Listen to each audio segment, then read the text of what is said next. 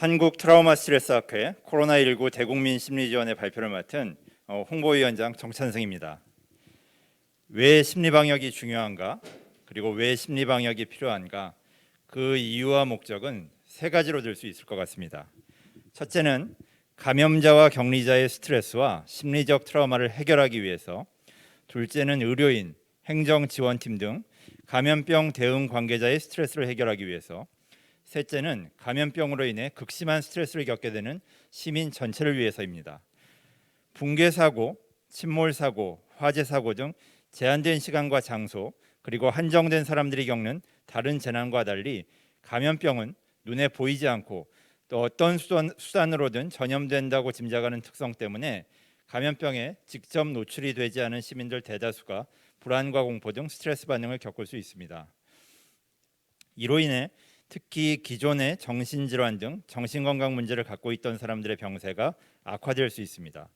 공황장애, 우울증, 알코올 의존 등 물질 관련 장애, 수면장애를 포함한 각종 정신장애가 악화될 수 있으며 관해 상태에 있던 강박장애 환자가 감염병으로 인한 극심한 스트레스로 인해 오염에 대한 강박사고와 행동이 재발하는 경우를 종종 접하게 됩니다.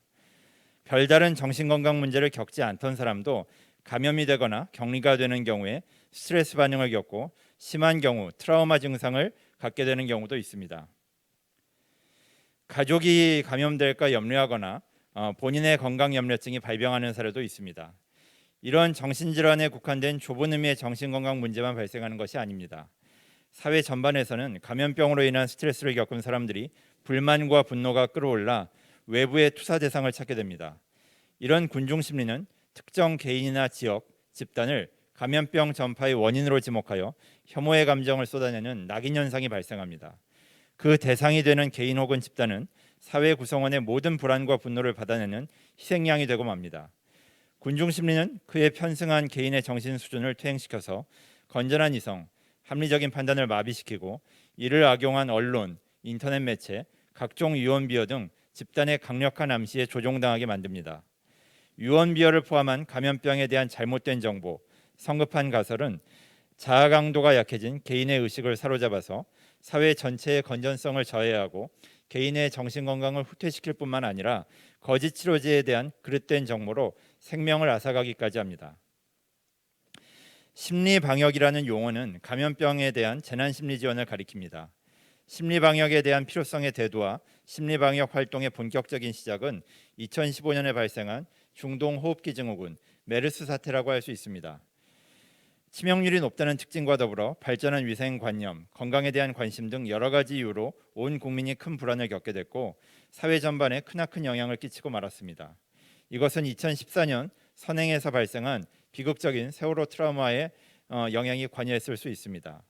한국 트라우마 스트레스 학회 최종호 초대회장님은 메르스 공포가 국민들을 위협할 때 2015년 6월 17일 KBS 1TV 뉴스라인 프로그램 대담을 통해서 대중에게 심리방역이라는 용어를 처음으로 소개했습니다.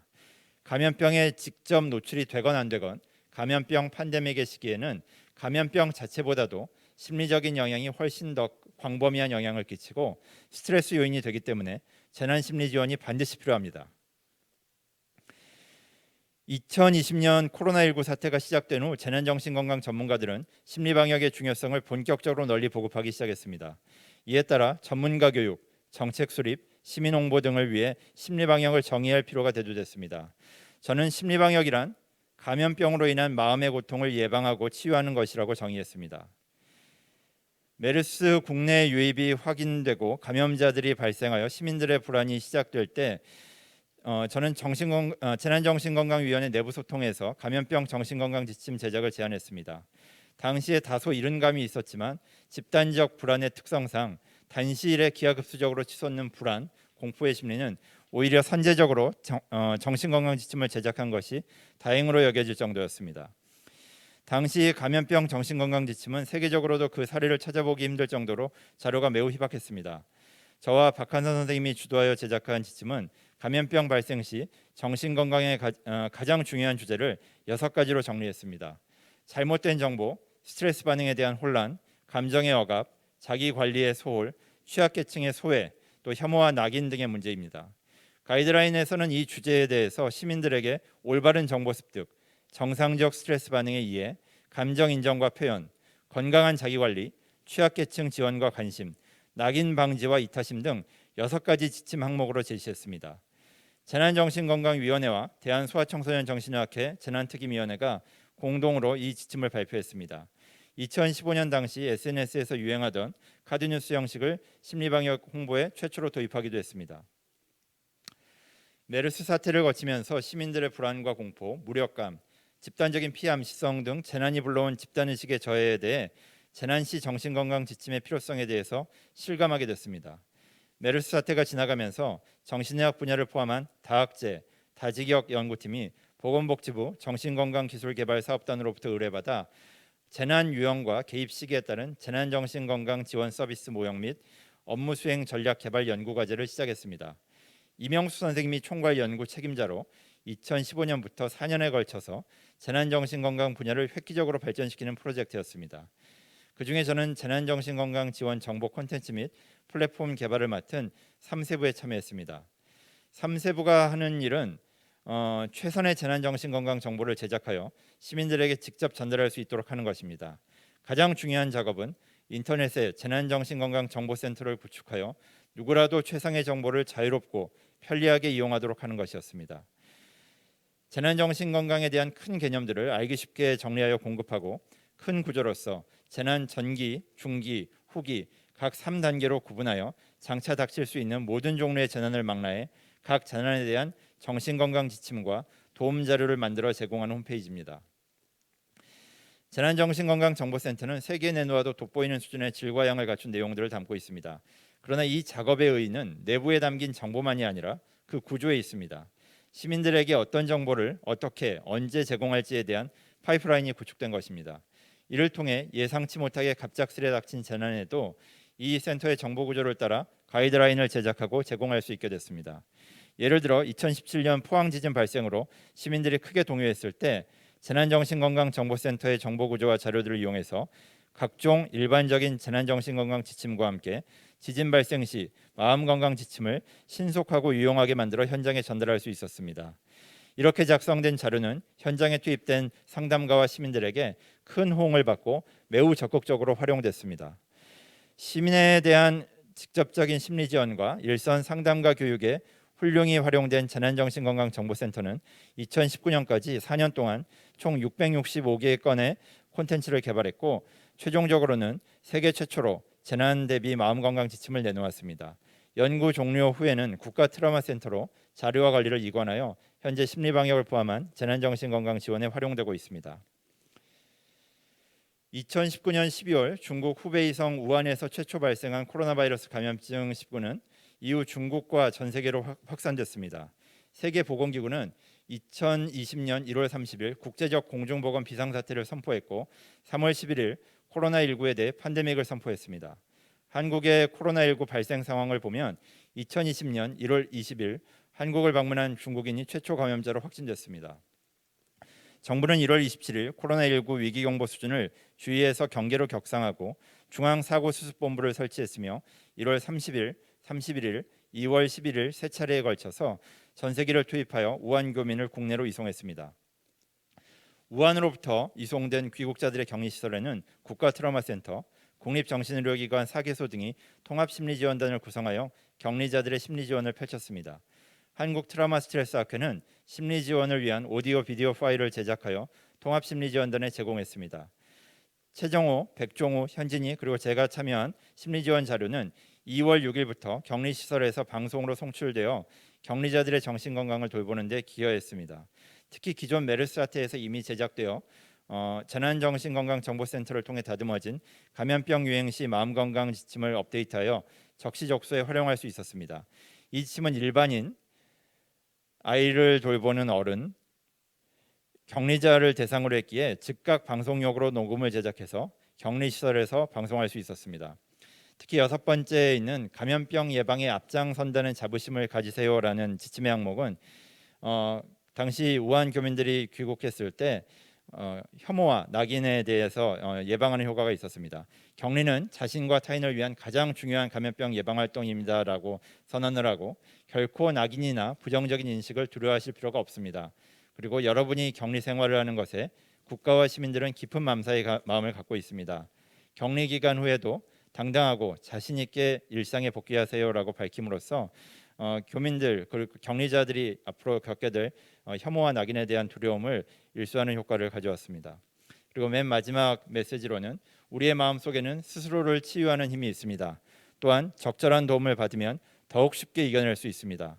국민 여러분은 혼자가 아닙니다.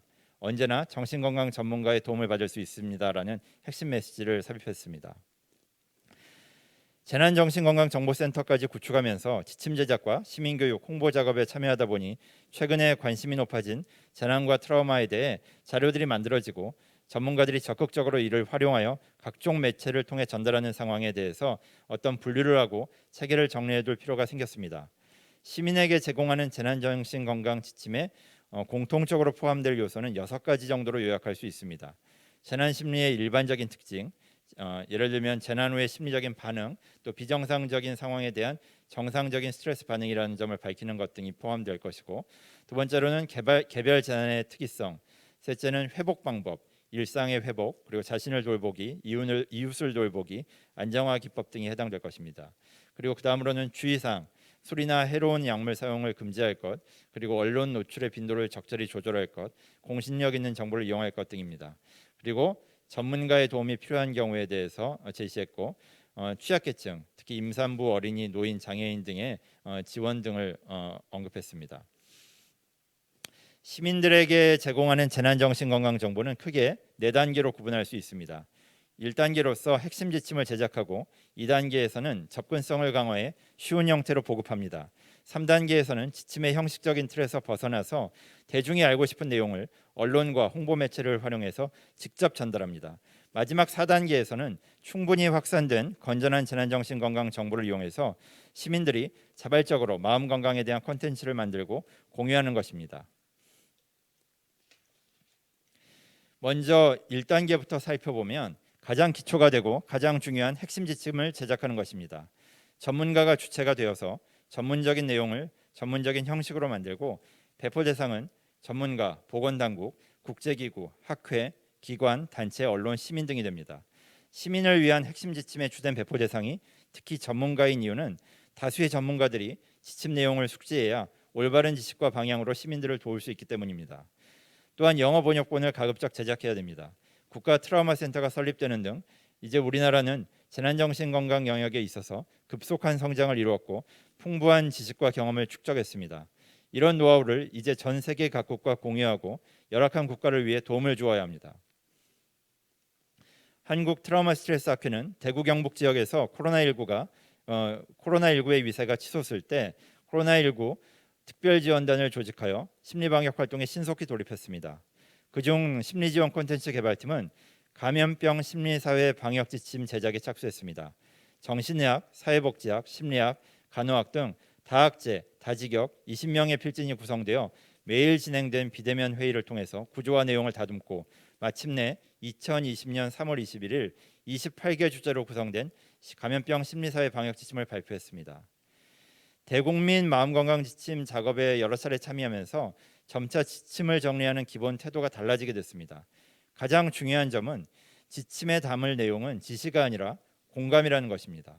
재난은 그 당사자나 집단이 감당하기 힘든 충격입니다. 공감을 바탕에 두고 대상자에게는 가장 중요한 안내를 해주는 정도로 충분합니다. 지침의 대상이 되는 사람에게 할 일을 지시하기보다는 대상자를 위해서 우리 모두가 할 일에 대한 지침이 되는 것이 바람직합니다.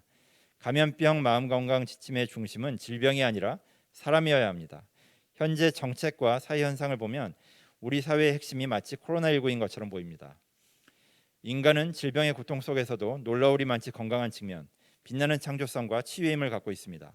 지나치게 병리적인 현상에 집착하다 보면 건강한 부분이 소외되고 인간을 무력화시키고 맙니다. 따라서 지침은 질병 중심이 아닌 인간 중심이어야 합니다. 감염병 심리사회 방역 지침이 담은 궁극적인 의도는 고통받는 한 사람을 온 세상이 힘을 합해 돕는 마음이기 때문입니다. 예를 들어서 감염병 심리사회 방역 지침 중 확진자 및 격리자를 위한 지침을 보면 확진자 및 격리자뿐만 아니라 가족과 지인, 정부, 언론, 국민이 감염병 스트레스를 극복하기 위해 실천해야 할 내용들이 모두 실려 있습니다.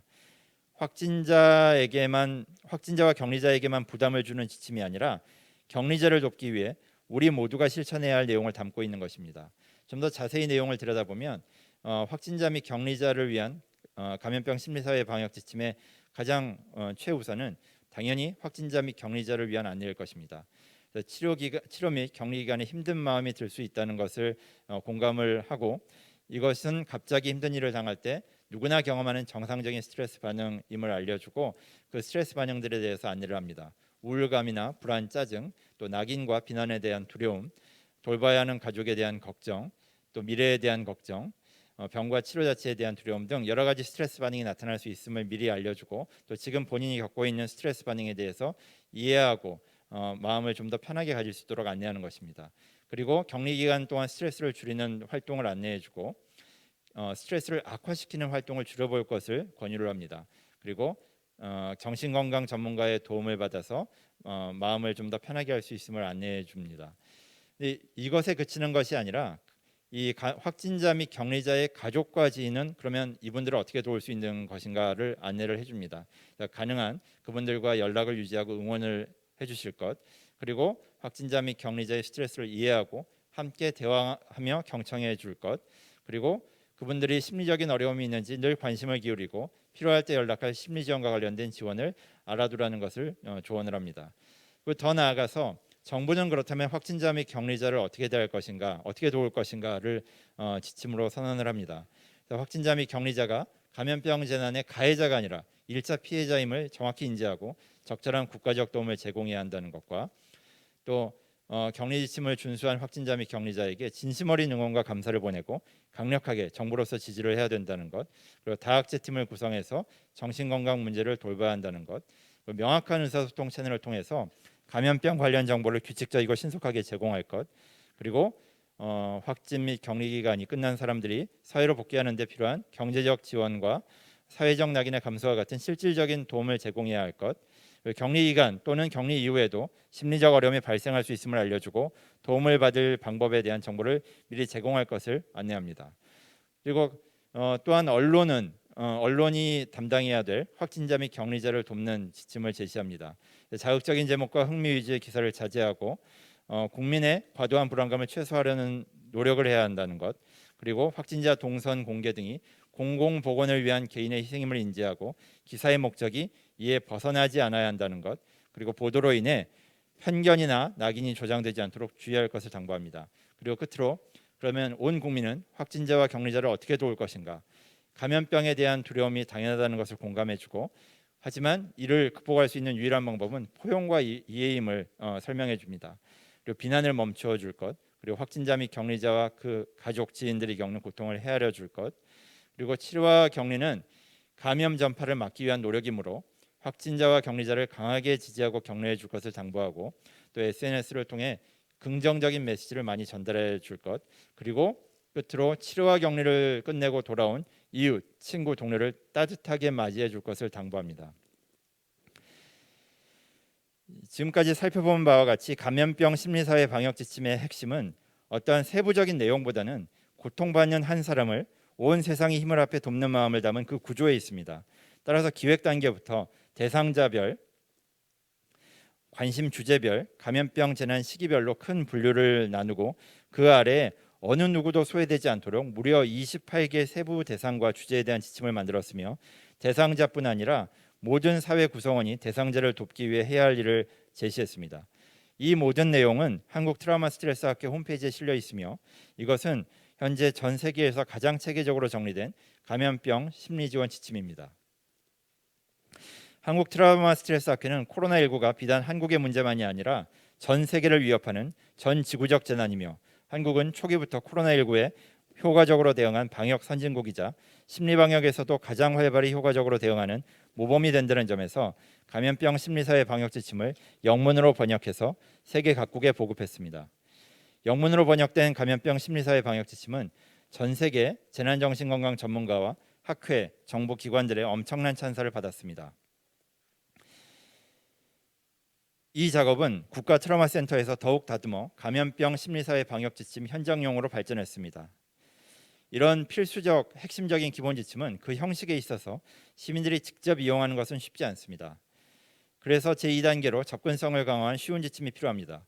물론 이것은 1단계의 핵심 지침을 바탕으로 하여 전문적인 내용을 대중적인 형식으로 카드뉴스, 웹툰, 지침 요약본, 다언어 번역판 등으로 제작하는 것입니다.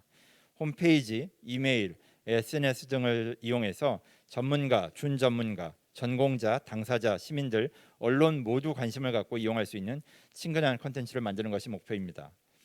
한국 트라우마 스트레스 학회는 기획 단계부터 감염병 심리사회 방역 지침의 주요 내용들을 카드뉴스로 만들기로 정했습니다.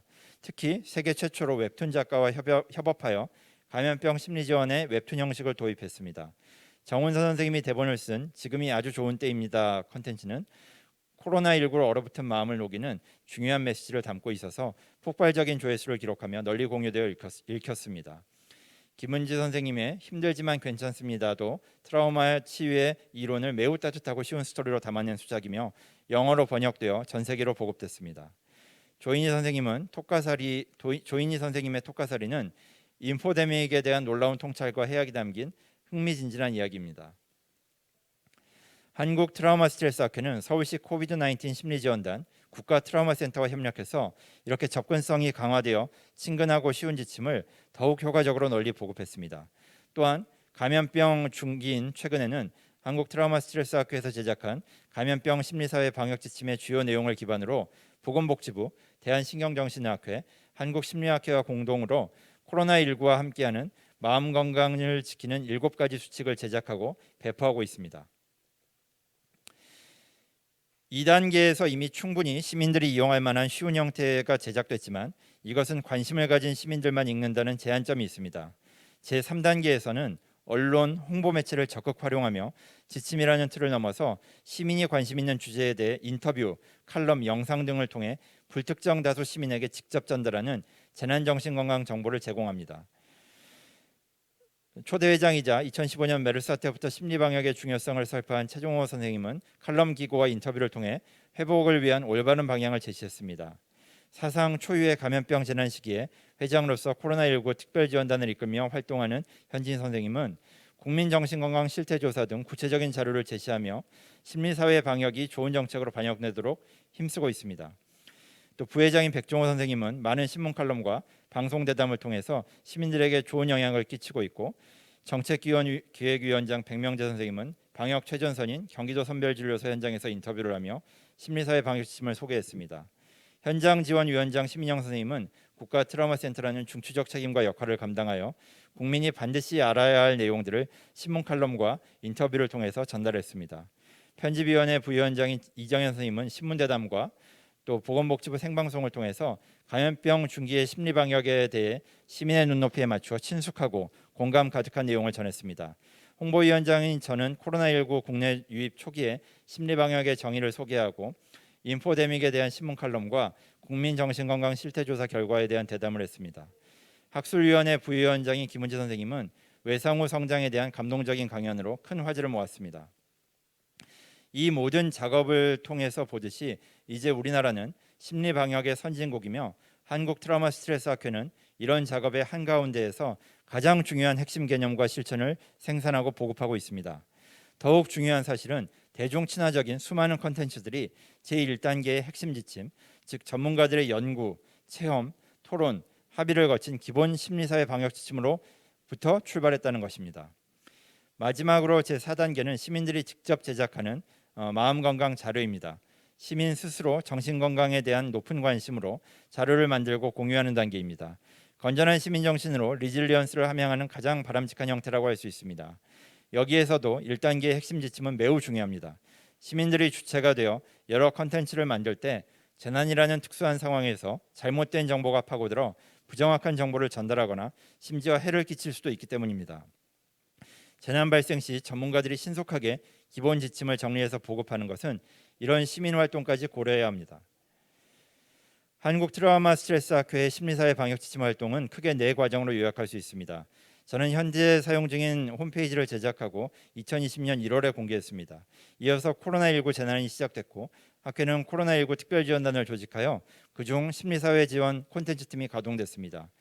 20명의 다학제 다직역의 전문가가 혼신의 힘을 다해 28개 주제의 감염병 심리사회 방역지침을 제작했습니다.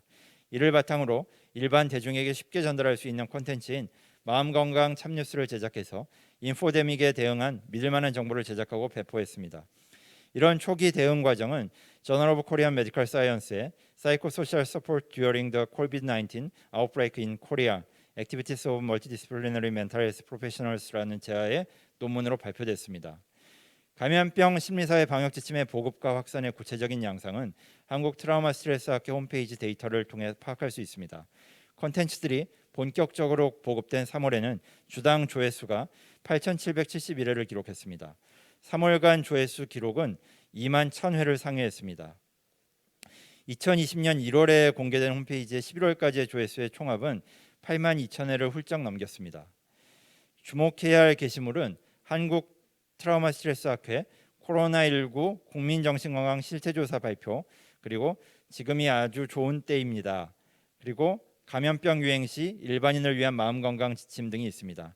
영문 자료인 KSTSS Guidelines on Psychosocial Care for Infectious Disease Management도 많은 관심을 받았습니다. 저는 2020년 4월 7일부터 이틀에 걸쳐서 세계보건기구 전문가 자문회의에 참석했습니다. 회의에 참석한 세계 각국의 대표들이 정보 전염병의 위협을 토로하고 심리지원 콘텐츠를 간절히 요청했습니다. 특히 아프리카 지역에서는 심리지원 체계가 심각하게 결여되어 있었습니다. 5월 13일에 공개된 한국 트라우마 스트레스 학회 감염병 심리사회 방역 지침 영문판은 전 세계로부터 엄청난 관심과 찬사를 받았습니다. 한국 트라우마 스트레스 학회 홈페이지에 접속한 국가가 이 세계 지도에 붉은색으로 표시되어 있습니다. 아시아의 대부분의 국가, 그리고 호주, 중동, 아프리카, 그리고 유럽 대부분의 국가, 북미, 남미 5대양 6대주에 걸쳐서 모두 한국 트라우마 스트레스 학회 홈페이지에 접속을 했습니다. 무려 91개국에서 우리 학회 홈페이지에 접속해서 자료를 열람하고 공급받았습니다. 국제 트라우마 스트레스 학회는 한국 트라우마 스트레스 학회 홈페이지를 소개하고 영문 자료를 해당 자료실에 등록하기도 했습니다. 우리 모두가 고통받는 사람이며 우리 모두가 치유하는 사람입니다라는 제목의 글을 감염병 심리사회 방역 지침 서문으로 실었습니다. 여기에는 감염병 심리사회 방역 지침을 제작하는 데 있어서 가장 중요한 가치와 태도가 담겨 있습니다. 이 서문을 소개함으로써 오늘 발표를 마치고자 합니다. 재난은 개인과 사회가 감당하기 힘든 큰 충격을 가져옵니다. 재난을 직접 겪은 생존자, 그들의 가족, 안타깝게 세상을 떠난 분들의 유가족, 현장에서 구조에 참여하며 돕는 분들, 지역사회에 사는 주민들, 여러 매체를 통해 재난을 생생하게 목격하는 온 국민이 재난의 영향을 받습니다. 재난 앞에서 인간은 모든 능력을 발휘하여 그 충격에 대응합니다. 재난이 가져온 피해를 최소화하고 재난과 사회의 회복을 위해 최선을 다합니다. 그때 반드시 마음에 새겨야 할 것이 있습니다. 재난으로 인한 눈에 보이는 충격 못지않게 눈에 보이지 않는 마음의 트라우마도 중요하다는 사실입니다. 정신건강 전문가들이 재난 대응에 열정적으로 참여하는 이유는 바로 재난으로 인한 마음의 고통을 예방하고 치유하기 위해서입니다. 특정 지역에서 일어나 그 영향이 비교적 분명한 화재나 사고 등과 달리 감염병은 대다수 시민에게 직접 영향을 주는 재난입니다. 감염병 유행은 사람들의 생활과 마음을 변화시킵니다. 병원균이 눈에 보이지 않으니 예측하기 어렵고 아직 치료제가 나오지 않았으니 조절하기 어렵다는 점이 사람들에게 큰 스트레스를 줍니다. 병에 걸리지도 않은 사람들이 불안과 우울의 고통을 받습니다. 감염병에 걸리거나 노출된 사람들의 고통은 이루 말할 수 없을 정도입니다. 무엇보다 큰 마음의 고통은 편견과 낙인입니다. 감염병이 치료된 후에는 마음의 상처가 남지 않아야 합니다.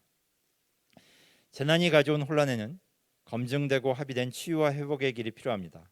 정신건강의학과 의사, 사회복지사, 심리학자, 간호사, 상담가, 응급의학과 의사, 연구자, 행정가 등 다양한 분야에서 오랜 시간 동안 트라우마와 스트레스를 연구하고 풍부한 경험을 쌓은 한국 트라우마 스트레스 학회의 수십 명의 다학제 전문가들이 모여서 감염병 심리사회 방역 지침을 펴냈습니다.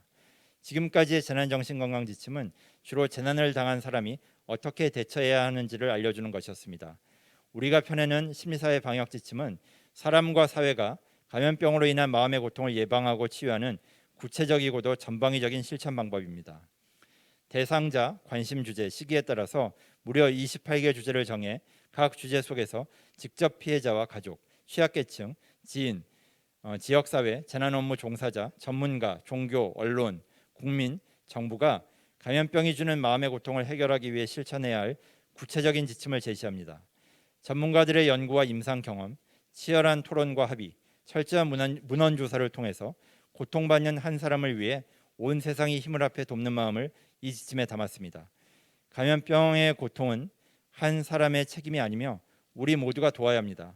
우리 모두가 고통받는 사람이며 우리 모두가 치유하는 사람입니다.